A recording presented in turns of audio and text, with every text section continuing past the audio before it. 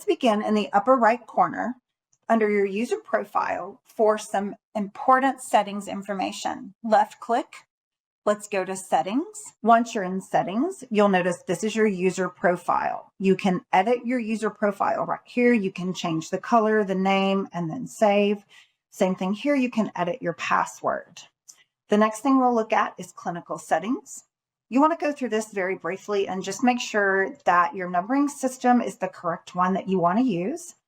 Your aligner trim preferences. Do you want smooth, semi-scalloped in the anterior, same on the posterior, trim line, offset, no offset, and then where do you want your attachments to begin? The next thing we'll talk about is SmartRx templates.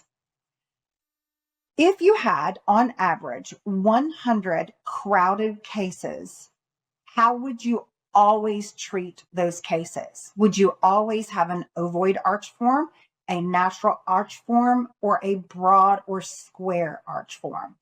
And then you would go through here on each one of these and just think about that on average, what you always like to do for your crowding case, filling out each one as you go. Then when you get down here to the bottom of the page, you'll notice there are additional instructions. Additional instructions allows you to add your preferences that you always use for your clear alignment treatment cases.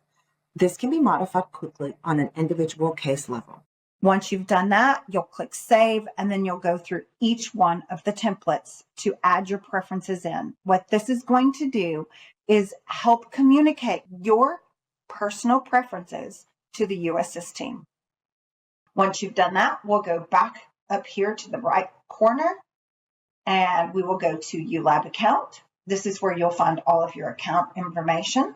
And again, the top right corner, custom packaging. If you want to add your custom packaging to your boxes and your aligner cases, you would just simply add your custom packaging here.